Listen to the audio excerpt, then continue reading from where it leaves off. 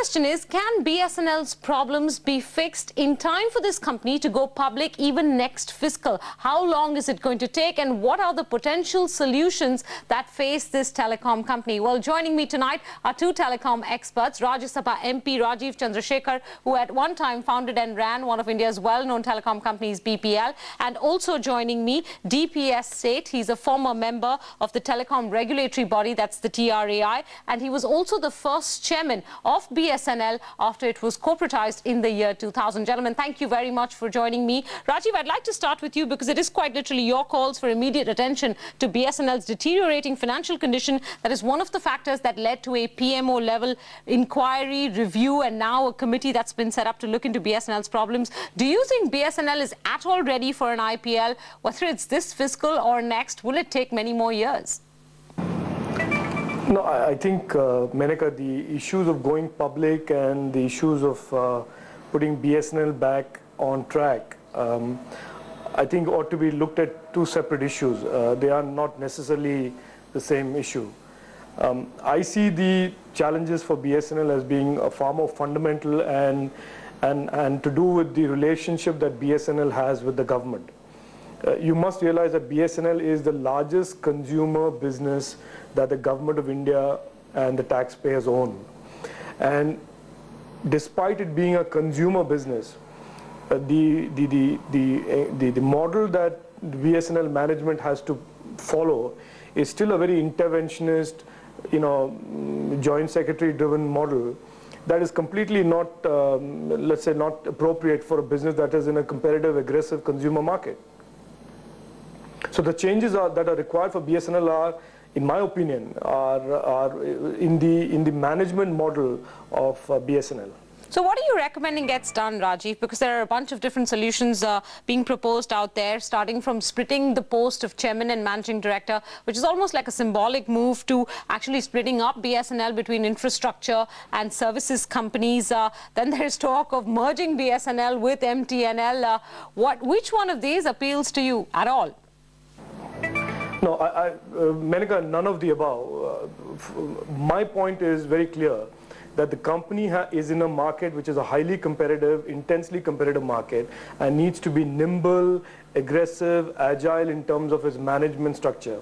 If you look at BSNL today, it is a classic PSU in that there is a chairman and managing director and a board of directors that inherently are working in this very intensely competitive landscape with two hands tied behind the back. So the chairman has to look to the Department of Telecom and the ministry for every move he makes. He has a board of directors that are inherently an insider board of directors. There are very few independent outside telecom professionals or telecom domain experts on his board. So inherent, this is not about mergers and acquisitions and restructuring and dividing up and so on and so forth. It's really about looking at a consumer business and looking at consumer business all around you and saying, what is the management model for a consumer business?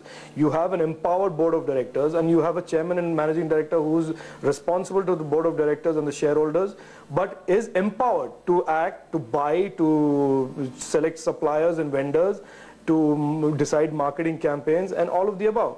And I suspect in that department, BSNL is extremely crippled. It is held back by all of these layers of bureaucracy that sort of sit on top of the management. Rajiv, do you think that this suggestion, however valid it is and viable it is from an economic perspective and maybe the most suitable option, is it politically feasible at all? No, look, in an ideal world, I think what Mr. Seth is saying is correct. I think you need to bring in a new culture and a new operating model and a new management capacity into the company. But being a part-time politician or an amateur politician, I don't think that is in the realm of immediate possibility. And I would suggest the following. I would suggest, and as I wrote to the Prime Minister, I would suggest really identifying and typing BSNL as a special Navratna, because they are a company that is in the business of a consumer, in the business of consumers, and have to be treated separately from the ONGCs and the Indian Oils of the world. So if you can give it some special dispensation that gives it a higher degree of autonomy as defined by the following. The majority of the board of directors are to be outside board of directors who are telecom marketing, telecom, consumer business types of people. Second is that the board of directors are given the authority to decide and agree on the fate of the company in terms of procurement, in terms of investment, in terms of marketing, in terms of strategic alliances, and the need for them to have this umbilical cord with the Department of Telecom needs to be removed. And the third is bring in management capacity and know-how in the areas that BSNL currently is weak, which is the marketing, the consumer-facing side of the business. If we can do these 3-4 things, and if this committee that is sitting on the fate of BSNL can address these 3-4 issues, that along with the 10% public market listing will allow for more disclosure, much more openness about the operations and the financials of the company.